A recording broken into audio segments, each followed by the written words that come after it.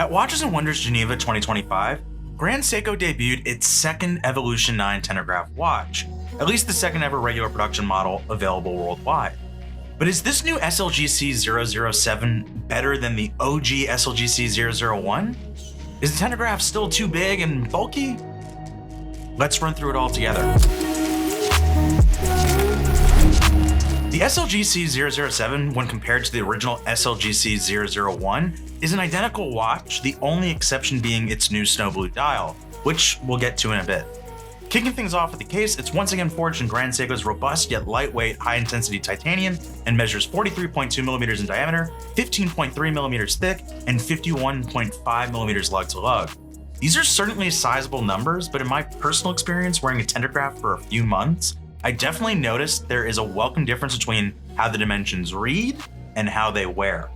A larger diameter doesn't really bother me, especially when it is not a far cry from a more familiar 42mm measurement, let's say. Thickness and lug to lug are more likely to make or break the fit of a watch in my mind. At 51.5mm lug to lug, its lug to lug measurement is 2.5mm longer than a Grand Seiko Snowflake, a watch that often finds itself on my wrist in my personal collection.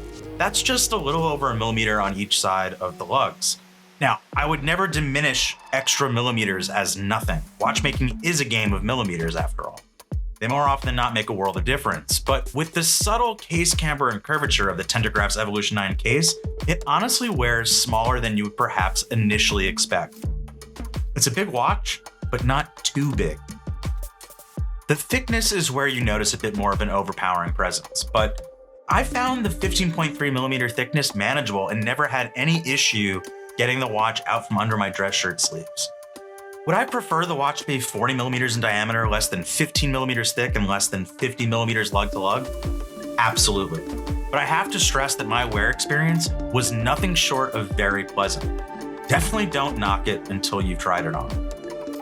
The interesting disconnect with the Tenograph is that though it is a titanium watch, it actually has quite a heft to it. Its weight is listed at 154 grams, whereas the Snowflake is listed at 100 grams. Now, I can't break down the weight by component, but again, as somebody who has had ample time wearing both a Tenograph and a Snowflake, it feels like pretty much all that added 54 grams of heft is felt strictly in the case.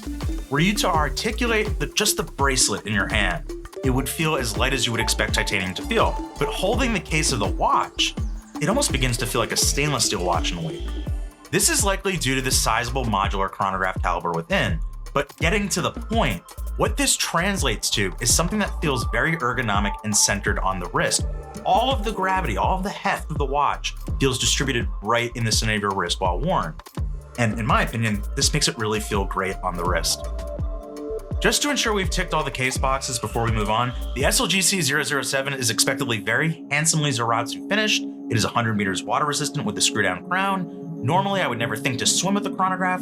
The pusher is typically a point of vulnerability. You cannot, unless explicitly stated by the brand, depress a chronograph pusher underwater. But the pusher action has enough resistance here to feel like it would not depress accidentally, but not too much resistance that the experience is no longer smooth, crisp, and luxurious feeling. A black ceramic bezel with a white tachymeter scale frames the dial, which in this new execution is described as snow blue. It ultimately appears silver gray with a very subtle blue tint.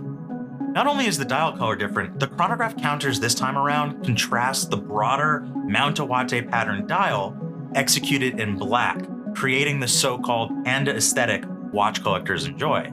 One thing I really liked about the original SLGC 001 and its rich, clearly blue dial was that the 4:30 date window was perfectly color matched to the dial. In this newer execution, Grand Seiko has reverted to a standard black on white date disc. I won't say that this scheme completely interrupts the dial, but I also can't say that it is completely seamless either. At this more elevated price point within the Grand Seiko catalog, I think people would hope for a better blend of the date indication into the dial. Even if it didn't have a faint blue tint to it, I think a light silver or gray date disc could have made a subtle but strong difference in the name of dial cohesion for us sticklers out there. Rounding out the dial overview, you once again have the broader, sportier Evolution 9 handset and faceted applied hour indexes with the hours and minutes hands and the hour indexes filled with LumiBrite for visibility in darkness. The bracelet remains the same as seen on the original SLGC 001, a 23mm wide 5-piece link high-intensity titanium bracelet with a subtle taper that extends down to a twin-triggered 3-fold clasp. The wide bracelet stance also plays a role in its ergonomic and centered feel on the wrist. Now, you'll be glad to know there are drilled holes for micro adjustment. Between the half links, full links, and the drilled holes in the clasp, finding a perfect fit really should not be a problem. It was certainly not for me and my 6.5 or so inch wrist, though it is worth noting that the wrist modeling the watch in this video has a larger wrist than mine. A major milestone for Grand Seiko, the debut of the 9SC5 caliber that is inside of this watch, it was a very big deal. It's Grand Seiko's first ever fully mechanical chronograph caliber. To recap the meaning of tentograph, 10 stands for 10 beats per second, the following T for 3 days of power reserve, A for automatic, and graph for chronograph. As a high beat movement, 72 hours of power reserve is a very impressive level of endurance, and this 3-day quote is actually with the chronograph function continuously running. So in reality, because most of us will not just leave the chronograph running at all times, the power reserve is closer to 80 hours. The 9SC5, which can be seen through the exhibition caseback, boasts all the impressive developments from the 9SA5, which serves as the base caliber. It has proprietary high-beat dual impulse escapement, free-sprung balance, and Grand Seiko's first overcoil hairspring. It's shaped the fruit of over 80,000 simulations. It is worth noting that part of the reason the watch is thicker is that a modular movement requires a module to be stacked on top of the base caliber.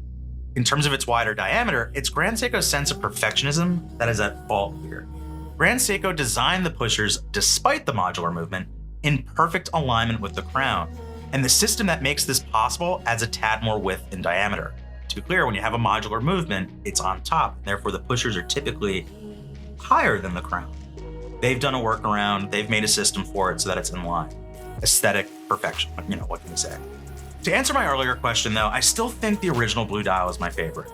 The one I am more likely to buy, however, is this new SLGC 007.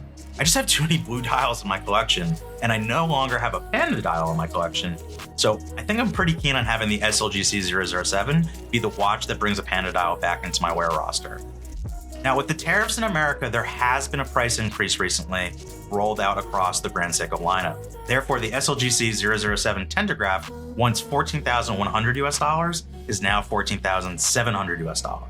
A lot of you will say it is a lot of money, and of course it is, but I also think it is a lot of watch.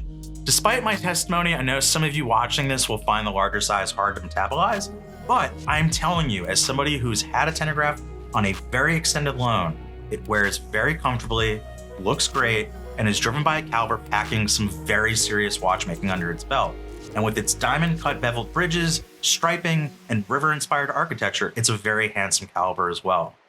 Let me know your thoughts overall in the comments and which of the two tentographs you would pick between the two, the original blue dial or this newer snow blue panda dial. The Grand Seiko SLGC 007 is available now for purchase and is priced at $14,700 US or 21,000 Australian dollars. Thanks for watching, and be sure to subscribe to the Time and Tide channel for all the latest watch news, reviews, and content. And as always, I'll see you on the next one.